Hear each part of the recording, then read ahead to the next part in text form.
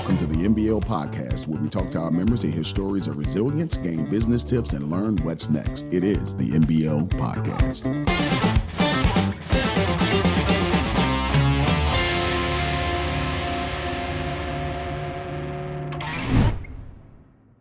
Well, good day, ladies and gentlemen. This is yours truly, Micah White, Director of Business Development for the Metropolitan Business League with the MBL podcast. Today, I am at Curvy Body by Ivey with Ivey. Ivey, introduce yourself to the people. Hello, my name is Ivey Stewart, Ivey Stewart. Okay, so Ivey Stewart with Curvy Body by Ivey. Let's first talk about you. Where are you from? Born and raised? Born and raised in New Jersey, but I've been in Virginia so long, I'm from Virginia. Dig it. Jersey. How long did you stay in Jersey? Kindergarten, first grade, that's why I said I've been here so long. I'm from here. I'm not even from there. I'm all from the Virginia. bills you've ever paid has been in Richmond. Yes. Okay, yeah, you Richmond for life. So moving from Jersey, you come to Richmond. Of course, you have this incredible boutique, which we're gonna get to. Tell me about, like, what are your interests? Like, if a regular day outside of work, outside of raising your kids, what are your interests? What does Ivey like to do? I like to catch up on my rest and play with my kids. I have a lot of kids at home, so I have a lot of responsibilities. I just like to spend time with the children in the home. Okay, all right. Okay, kids keep you young. They do. They could also get you old fast too. Depends on what kind of kids you got. Oh no, mine keep me swagged out and young with all the latest stuff, you know. Okay. Yeah. Dig it. All right.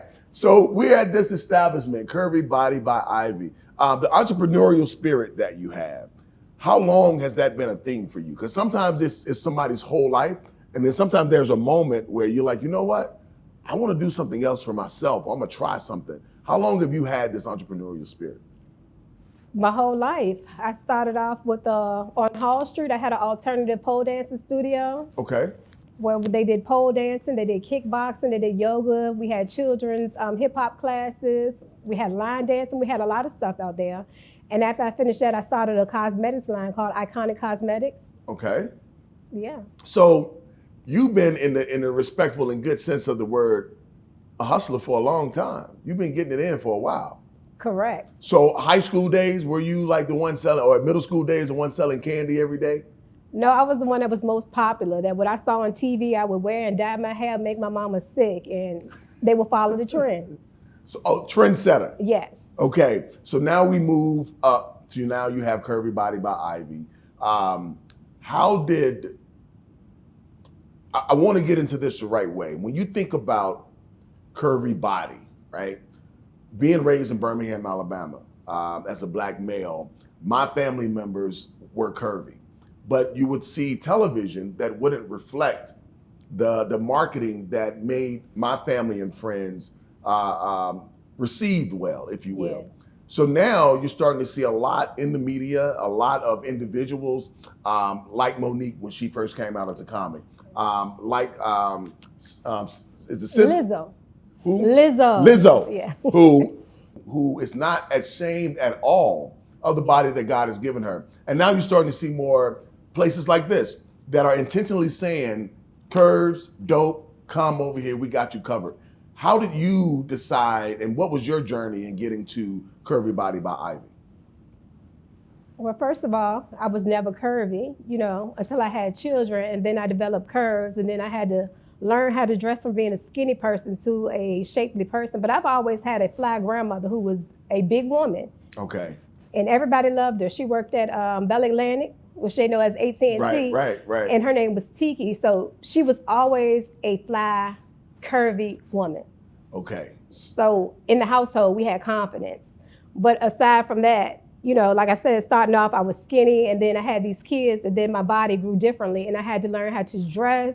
And I wasn't so confident with my body in the beginning at all because, like you said, skinny was in. And to be a curvy girl, you're ashamed if people make passes at you and stuff like that, or you're just shameful because you don't know that you should celebrate your body, and just being alive and in good health is just the number one thing.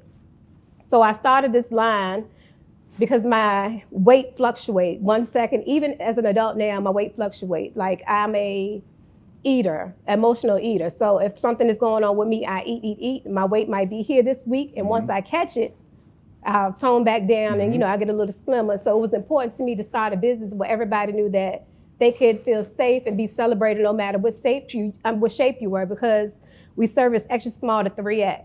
Okay. And when you come in here, you see the plus size women and you see the skinny women. They're all leaving out with a smile, a bag full of goodies, and we encourage and we, praise our bodies. That is admirable of you, but for you speak of it as a journey, and I can tell that's probably was for you a very different journey, because often as kids, a lot of curvy women, they start off that way. But you said you went from skinny to curvy, and you had to figure out. So what was that like? Like, speak to the woman right now whose body may be about to change and she don't know it. What can you tell her to look out for and how to deal with that transition? First thing I would say is you live and you learn, even with your clothes, it's trial and error. You put things on that are too loose, you look too big. You put things on that are too skinny, you look stuffed. So you have to figure out that in-between point. And as I was telling a friend of mine, she just had a baby and her clothes are not so flattering now. Mm-hmm. But she didn't even have advice on undergarments, so number one. Try to find the right undergarment that would suck you in, like Spanx or a faja, which is a undergarment that has snaps on it and it'll make everything smooth. So now with curvy Because I was talking about her. Huh? I was talking about Kelly. She just had a baby and we were just talking about how to wear undergarments and make your stomach, like, it's a hard thing. Like, we still figuring it out, basically. So, but the undergarment is the key to everything, because it sucks and it transforms everything, giving you an illusion of being, but it also helps your body with keeping the fat, it's a contour. It's contouring your body. Okay. But it's something that you need, like, if you just had a baby, or if you're a big girl and you like to wear maxi dresses, slim fitting, you know what I'm saying? It's the right undergarments, in all honesty. So with that being said, it's not even just the clothes that you see on the outside. It's pretty much the layers that you have on. All of it matters as you're going through this transition. Correct. If I'm hearing you right. Yes. Okay. All right. See, that was good. Well, thanks for helping me out. You had to cut that out. That's good. I think it became real when you looked at Kelly and were like, nah, my girl right here. I dig it. So now you're in business, though. So you can easily give somebody that advice. What was the inspiration to start the business, Curvy Body by Ivey? As I said before, I've always been a trendsetter. I was the type of girl, if I see it on TV, I feel like I wanted it too. So if I saw a trend that I like, I would wear it. And people started asking, where are you getting these clothes from? And I said, well, I just AliExpress or, Amazon. So I started selling clothes out of my house, actually. Okay. And the person that had this store moved to Miami and offered me the store. And that's how I ended up with the store. Wow. Okay, so now let's back up. Let's talk straight business. You had the business that you spoke about that had all the activities going on with the different people from kids to adults. You've been in business for a while. What mistake, share with me or us or the people, a mistake that you made that was critical that you had to bounce back from? One of the biggest mistakes I made, and it just recently happened, was, everything on the outside, making it look pretty, yeah, you got that. But when it came down to the paperwork and state taxes, put the wrong percentage down. And what happened was, I didn't know it. And I'm giving these people this money every month and they say, hey, you made a mistake, you owe us money. So if I've been in business for 2 years, imagine how much money I had to pay back. Oh, wow. So that was a big thing that I had to just recently recover from. And another thing that I'm struggling with is keeping stable inventory, because I share the same inventory online and in stores. So it happens like this every single time. When somebody comes to the register and I ring them out, ding, an online order for something that person just ordered, and it's like a shortage of inventory. But if you get too much inventory and they don't buy it, you have to run a sale. But then you have a shortage. So it's kind of difficult to keep it stable. Dig it. So if I heard you correctly, number one, make sure somebody that know taxes is doing your taxes. An accountant, yes. An accountant, someone that is qualified. Correct. And is on top of their stuff. And I agree with you. Quite often in business, we are so transactional, we don't get what it takes for everybody else to be satisfied, like the government. Yeah, and you want to be a know-it-all. You think you can get everything from Google, and you really can't. And that's my area. That will preach. You think you can get everything from Google. People trying to cure cancer by Googling it. You can't do it. No, you can't do it. And then the second thing that I heard you say is make sure your systems are tight. If you're going to run a business and you got 3 different entities or 2 different entities that are doing the same thing, make sure they're all talking to one another. That way one doesn't affect the other negatively, especially when it pertains to the customer. That's right. That's okay. I heard that correctly. Okay. All right, cool. So what's next for Ivey or / Curvy Body by Ivey? What's next is trying to venture out slowly but surely. So the next thing we're going to do is vending machines. We're going to wrap it with the Curvy Body Boutique, and it's going to be $15 dresses. So I'm trying to see like which local areas can I set a vending machine in, like Chesapeake Town Center or Short Pump. You know what I'm saying? Because we want to get the brand out, but we don't want to exhaust ourselves financially trying to do that. Right. So the easiest way to do that will have vending machines. So vending machines with dresses. Never in my life did I think I would hear somebody say I could go buy some clothes from a vending machine. That's pretty dope. If you can pull that off effectively. I was watching, and I don't watch it, but I was watching Housewives or something. I don't watch. It was on when I walked in the house. But there was a hair vending machine. It was Housewives of Mississippi. It was in Jackson, Mississippi. But the young lady had hair vending machines. She had eyelash vending machines. And it was just such a different thought process that I would have. When you think vending machines, you're thinking sodas and snacks. Well, you took the spoiler alert. Next month, we'll have a hair vending machine in the back. So we're going to be doing all of that. Really? Yes. Look, I don't even need no hair. But I'm coming to buy hair from the hair vending machine just so I can say I bought hair at the hair vending machine. That's exactly what I'm doing. Yes. That is so good at scaling. So when you think about scaling in business, are you looking at doing anything that might be outside of your brand, Ivey, Curvy Body by Ivey, and even some other ideas? Because even when I heard you talk about what you did on Hall Street, that's totally different from this. Yes. And when I think about the entrepreneurial mindset, we do often get locked on one thing, as we should. But then there are also sometimes some energies or some thoughts that we have that we want to do with something else. Is there any other ideas, maybe not now, maybe it might be 10 years, but that festers inside of you that you would like to accomplish? Yeah, there are a couple of things. I've already started taking my real estate test. I passed the first part. I have one part to go, but I need to study some more.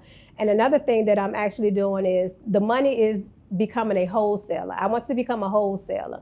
I want to see other people learn from me. I'm going to guide you. I'm going to give you the materials that you need, and you're going to be successful. So I want to do one-on-one classes, and I want to do this real estate test and pass it successfully.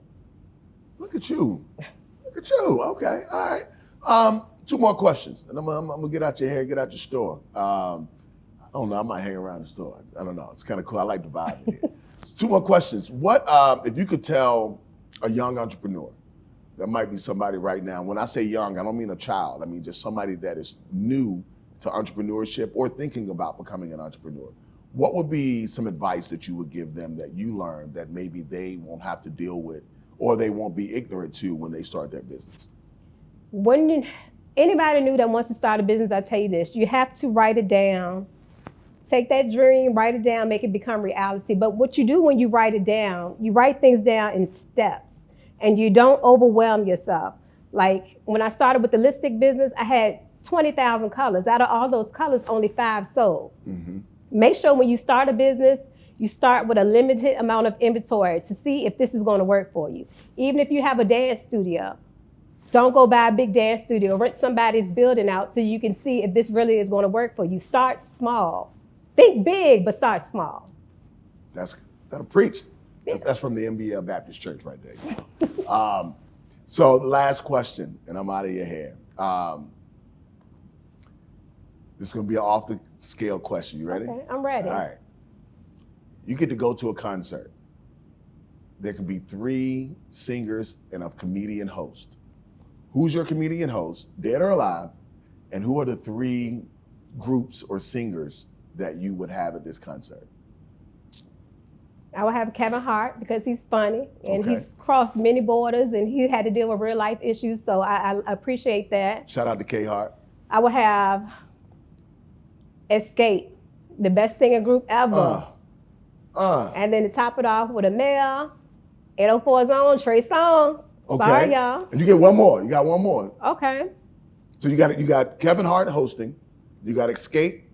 Then they make Weak. I get so. No, that was weak. SWV. Yeah, okay. Yeah, they all from the same street. Don't do it. They're neighbors. Yes, you're right. Escape made that song that Just Kicking It, a whole bunch of songs that made kicking. Yeah. All right. So you got Escape, Trey Songz. Shout out to Trey, Petersburg finest. Yeah. And who will be the other artist, dead or alive? We're gonna say alive. Anita Baker. I love Anita. Okay. All right. So, and the reason I like asking people that question because music and comedy reflects an energy you have inside of you. The energy you have inside of you ends up being reflected in what you do in business. Oh. Now I can see how this, because you just spoke a lot about yourself by saying that. See, there's a method to my madness. I do this for a living. That's what I do. How can we find out more about Curvy Body by Ivey? What's your social media, website, telephone number? How can people find you? Tell the people. You can always keep a track of me on social media. The handles are always the same. Curvy Body Ivey Boutique on Facebook, Curvy Body _ Boutique on Instagram, curvybodyivey.com, the website, and the number is 804-400-1787. Ivey, it has been such a pleasure, like sitting here chopping it up with you. Please continue to do what you're doing. And I always tell people in business, it's not the transaction that you're making that's most important. It's the problem you're solving. And by creating a space for people that at one point didn't have a space, you are solving a tremendous problem as it pertains to the esteem of women and also how we as a society look at women that might have that curvy body. So thank you for doing what you do. It's a thing. Yeah. It's a good And thing. it's another thing to that transaction. It's the interaction with that person, how you make them feel, that lasting impression before they leave out. Facts on facts. We're going to leave it right there. We're going to sit it down. I'm dropping the mic. I'm going to drop mine too. I'm Micah White with the Metropolitan Business League podcast. You've been listening to myself, as well as, more importantly, Curvy Body by Ivey, Ivey Stewart herself. Thank you for joining us. Thank you for having me. It is the MBL podcast.